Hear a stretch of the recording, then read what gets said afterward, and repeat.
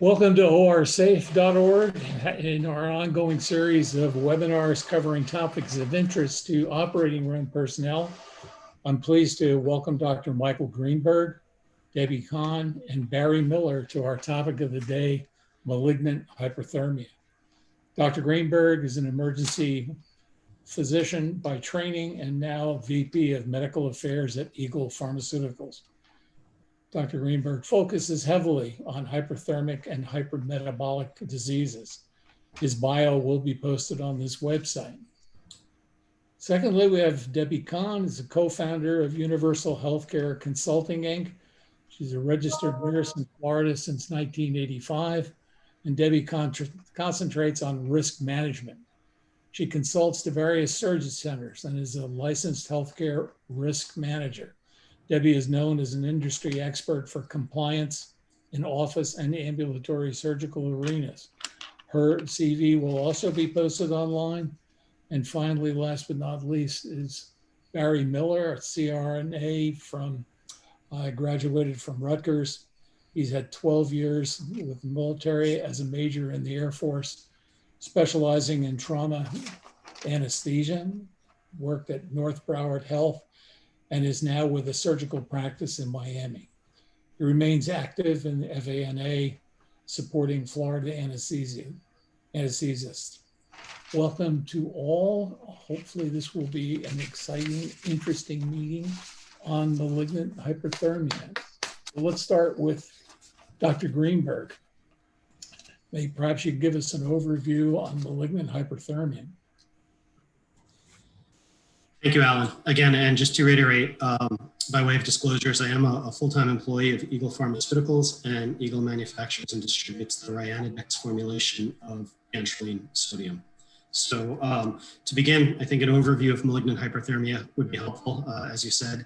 And malignant hyperthermia, or MH, is a pharmacogenetic disease which is triggered in response to exposure to certain inhaled anesthetics, which would be all of the inhaled anesthetics that are used commonly and clinically in the US, with the exception of nitrous oxide, and or upon exposure to the depolarizing paralytic agent succinylcholine. Once MH triggers, the result is a hyperthermic, hypermetabolic crisis, which, if not treated rapidly and efficiently, can be life-threatening. Michael, what's the patient risk? Who is at risk of MH? Well, any patient who carries the mutation, the MHS or malignant hyperthermia susceptibility mutation, is at risk for MH. But I really think, Alan, the key consideration there is that most of the patients who are at risk for MH are unaware.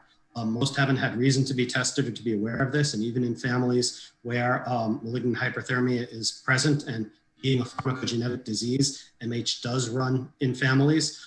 Even within those families, very oftentimes, it can be challenging to get a full and accurate history. What's really the risk? Well, the risk from MH is variable. When triggered, MH can run the gamut from an insidious self-limited reaction to a fulminant hyperthermic hypermetabolic crisis, which can be life-threatening. So I think the important thing is to always prepare for the most serious risk and err on the side of caution. Therefore, we should assume that when MH triggers, the end result is a potentially life-threatening hyperthermic hypermetabolic crisis, and we should all be prepared to treat that. And is that really only in a healthcare setting, in a surgery center, or in a surgical suite? No, that's a very good question. I think it's a common misconception that MH is really only a risk in the perioperative setting. So as you said, the surgical suite or the PACU and such. In actuality, MH can occur in virtually any healthcare setting, really any place that these triggering agents that we mentioned a couple of moments ago are stocked. Healthcare workers should be prepared and ready to treat malignant hyperthermia and administer the antidote, which is dantrolene sodium, immediately upon the decision to treat an MH crisis. Well, let me switch over to Barry for a second, if I may. Barry, which healthcare providers are potentially susceptible to MH? Well, you could say anybody and everybody in the operating room because of gases that may be present. However, take that into account that it's extremely rare that it happens. And I could only find in literature search only one documented case of a OR or a surgical healthcare provider reacting to that gas and getting MH. So it's possible, but it's not likely. You've got quite a few years experience. How often have you seen it?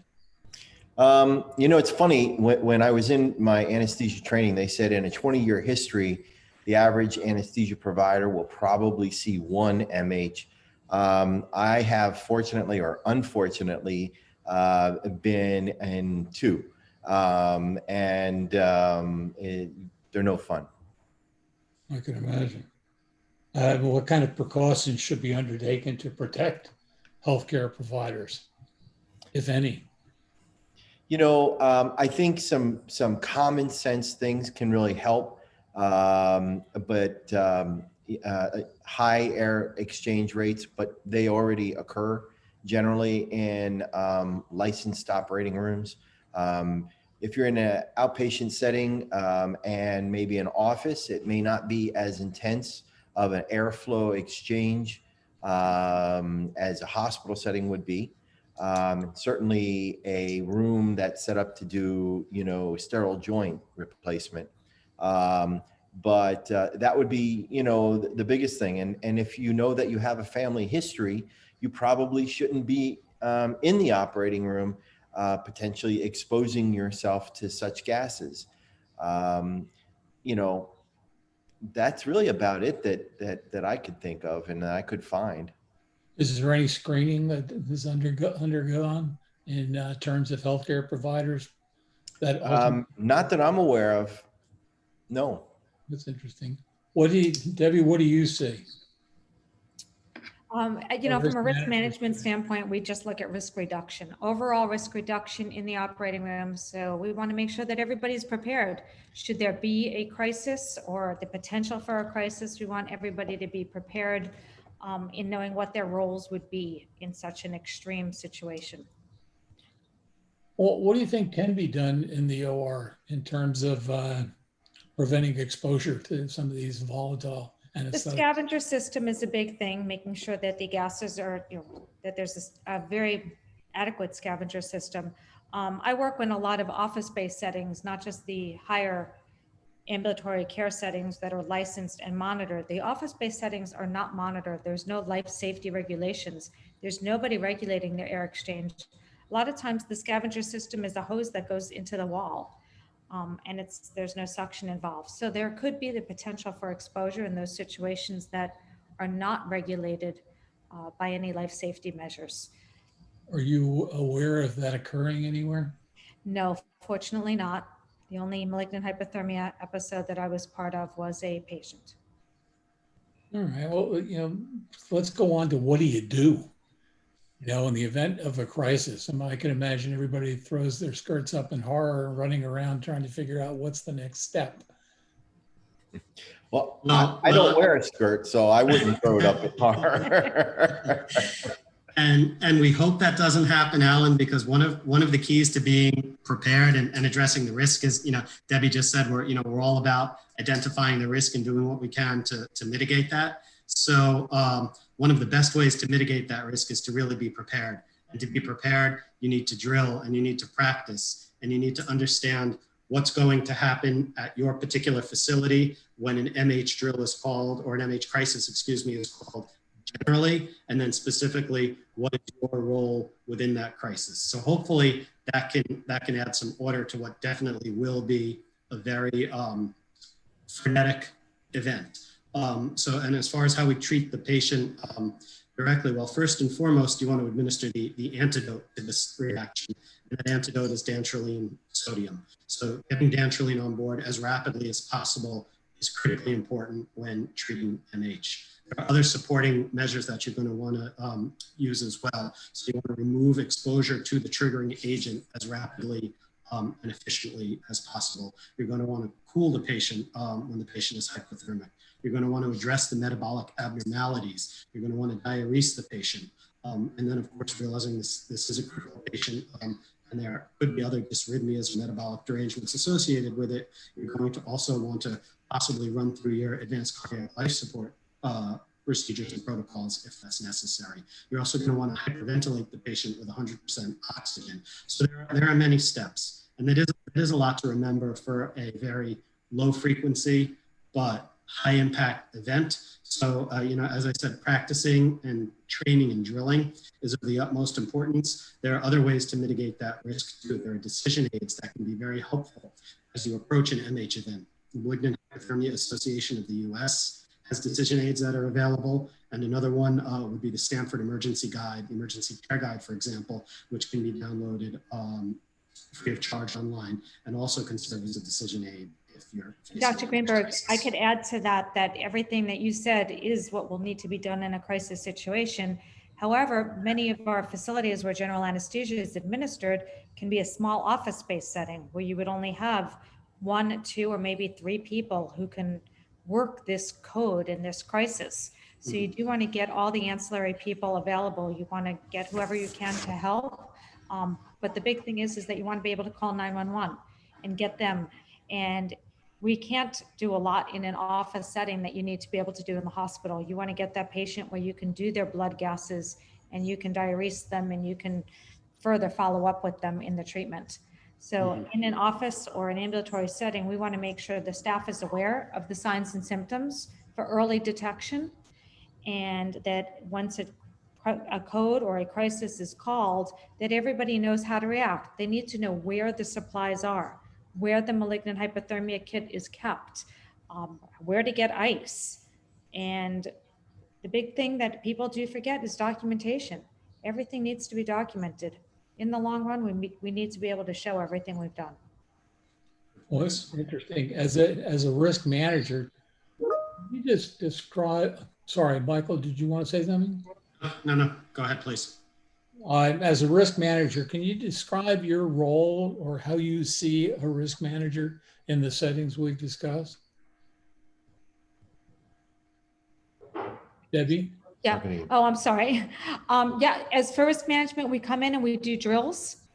So we want to ensure that we do drills at a minimum of annually. But as you hire new employees need to be kept aware and educated. So full orientation of all new employees needs to include the location of the MH kit and what their role would be in an MH crisis.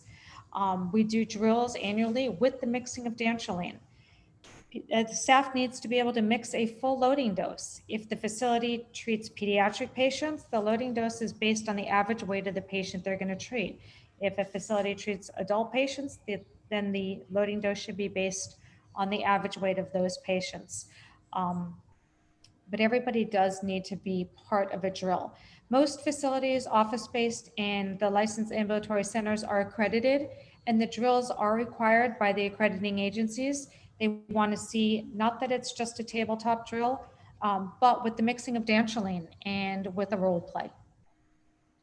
How often? Once a year? Annuals? At a minimum of once a year. If you're hiring a lot of new employees, if you have a big change in staff, we recommend that you do it more frequently. And if you have both adult and pediatric, we like to see both adult and pediatric drills done. Is there an OSHA component to that? Is there an OSHA component? Well, you would definitely want to, have your personal protective equipment and follow your universal or standard precautions. As far as safety, some things might break down as far as OSHA and who's going to have what roles at the time. You're going to bring in ancillary people. They might not be dressed appropriately for the operating room environment if you need to bring in excess people to help mix the dantrolene. The standard formula of the dantrolene is 20 milligrams per vial, and it needs to be mixed with 60 cc's of sterile water without a bacteriostatic agent. The loading dose could be 12 plus vials of that. You want to get as many personnel in there to help in situations, or somebody who's going to be bringing in ice.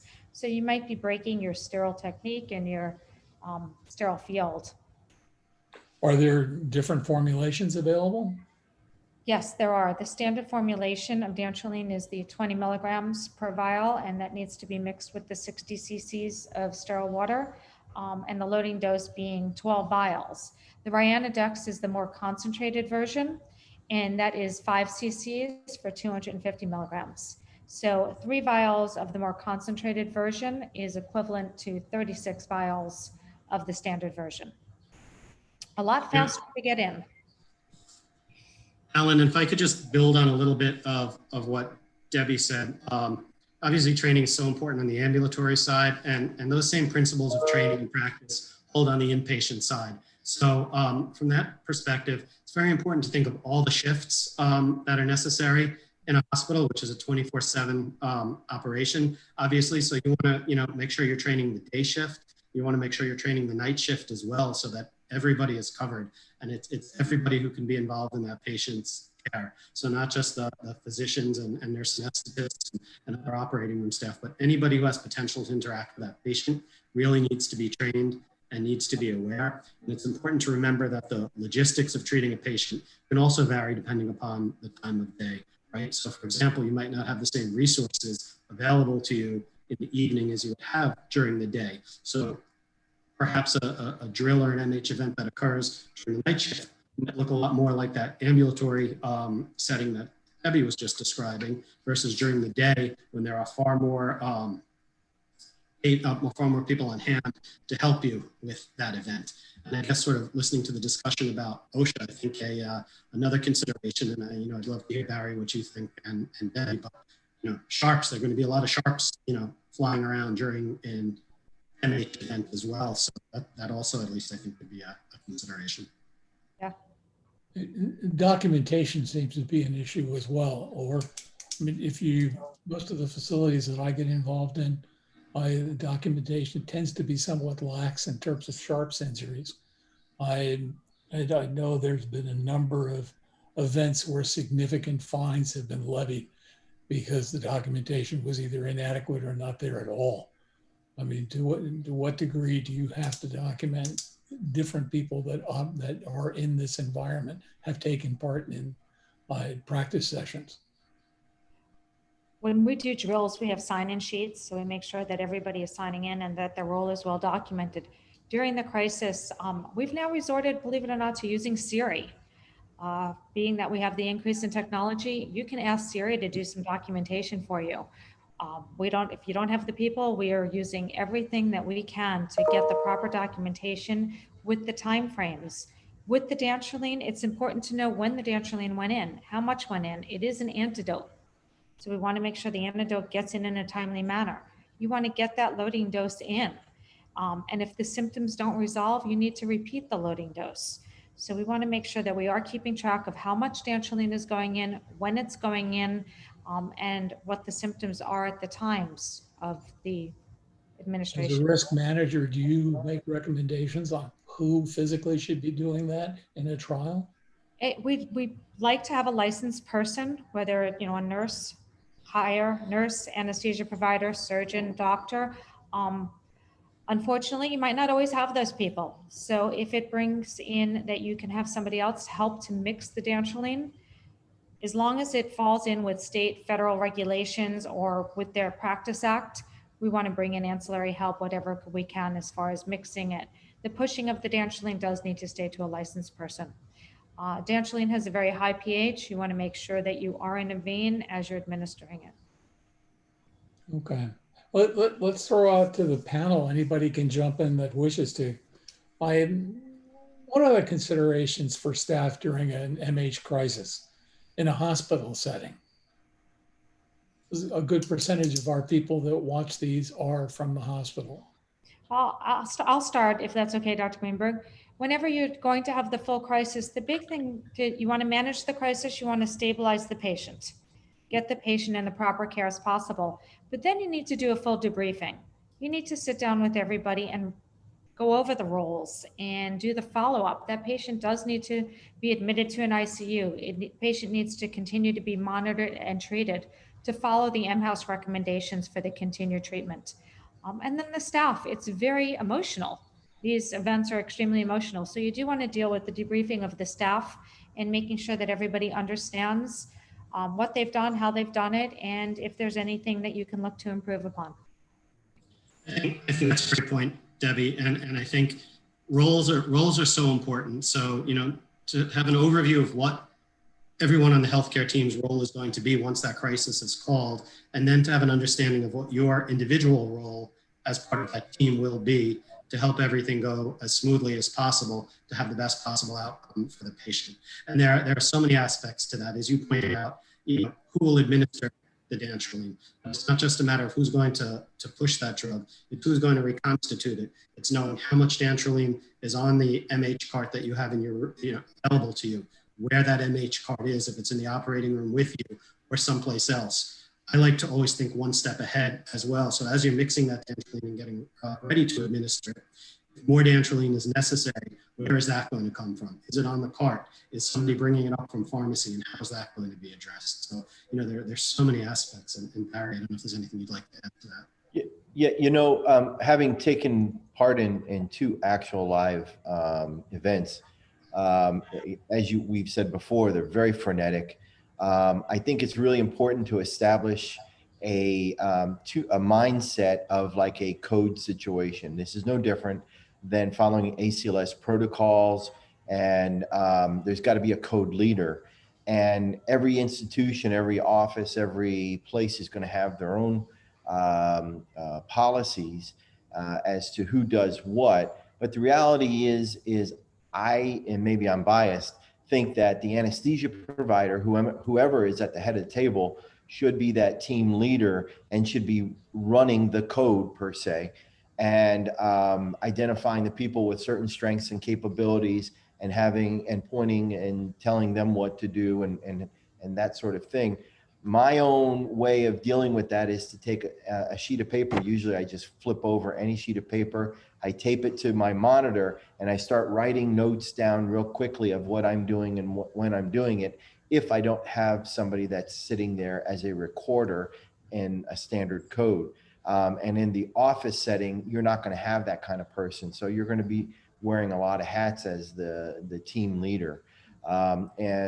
Again, the unique perspective from the office setting will be that one of the very first steps after, number one, identifying that you have that problem and saying, I have MH. The number 2 thing you should be doing is getting on the phone and getting 911 involved so you can get advanced care to come help and transport the patient to the hospital, because that's where definitive care can be given. Yeah, well, as Barry said, it is an anesthesia emergency. And anesthesia should be the person who's best trained in dealing with it. M-House is there as a support system to call and get continued advice. So for anesthesia to be able to stabilize the patient, and with the dantrolene as the antidote being administered. Yeah, from your experiences in risk management, how different is the small office-based surgery center as opposed to a small surgery center? It all depends on the size. I have large surgery centers and the hospital, and then the small ORs. And these small ORs could be doing general anesthesia, and you can have a surgeon, an anesthesia provider, and 1 person there. And that can be it. In that setting, you have huge risk if that patient goes into a crisis. You could be on the 2nd floor in a quiet building where nobody is around, and you don't have the person to even walk away and call 911 without taking away from patient care. Mm-hmm. So we do want to make sure that everything is as readily available as possible, and really educate the staff that though we hope to never see this, and it is a small chance, it's a serious chance. And if it does occur, it needs to be acknowledged, diagnosed, and treated immediately. What educational opportunities are there out there? I know M-House offers significant education. There's a lot of tools. There's a lot of videos that you can watch. YouTube is always wonderful. We do the drills. We tape drills so that when I do drills at facilities, a lot of times they will tape it to show to their staff and to share, to be continually updated on everything. But there's plenty of videos out there of different types of ORs, and M-House is a wonderful resource that supplies posters and other informational tools. That's interesting. All right. Are there any areas that you think we may have missed in this discussion? Just when we prepare the patient for transfer, to know that when you're going from an office or an ASC setting, that the paramedics or whoever's riding the ambulance might not have, well, they won't have the Training. dantrolene to continue to administer. And the ERs don't necessarily carry the dantrolene either. So you want to make sure that when you are preparing a patient, you might need to be sending your dantrolene with that patient, and you want to make sure the ER is notified in advance that they are getting a malignant hyperthermia patient. Mhm, mhm. If I could just add and completely agree that that training aspect for emergency medical services is certainly something to just think about and be aware of as well. So certainly they will be trained in MH and aware of it, but may not have the degree of training or awareness that the team at the ambulatory surgery center has. So just sort of to reiterate what Debbie said, very important to sort of consider that transport time. Another important consideration in the ambulatory setting as well is that, you know, there are typically fewer resources in the way of personnel. There's also fewer resources available in terms of testing to assess that patient and treat that patient. So there may be some point of care testing available, but certainly it won't be the same degree and the same speed that you would have at an inpatient facility. So you may be treating empirically for certain things, for example, for acidosis or hyperkalemia as part of your MH crisis. You're going to need to do that empirically. So that's a consideration on top of that minimal healthcare team that Debbie described a couple of moments ago. All right. Well, interesting discussion. If anybody has any questions on what they've heard today, you can certainly write to me, editor@orsafe.org, and we will pass it on to the appropriate person for a response. Certainly Debbie is available from Universal Healthcare as a resource and somebody that is definitely worth speaking with. Dr. Greenberg at Eagle, I'm sure would also appreciate any questions or comments that come along. Certainly. And Barry's probably hoping that Debbie or somebody else would field any questions that turn up. In fairness, because I know he's incredibly busy and it's very hard to get him to turn up today. I want to thank all of you. If there's anything that you think we could do again in the future somewhere along the line, please consider us as a potential resource. And other than that, hopefully you'll have a nice day, unless Barry or Michael, do you have something that you want to add? Because you look like you're champing at the bit. No, I just was going to say, in wishing a nice day, I'd like to be where you are looking at that background, Alan. That looks wonderful. Thank you, Alan. It's been a pleasure to work and speak with you. It always is, and hopefully we'll see each other again somewhere along the line. The worst comes to worst, it'll be over a glass of wine, and there are worse ways to spend an evening. This is true. Thank you. Very true. Right, Thank you. Thank you very much. Talk to you soon. Bye. Bye-bye.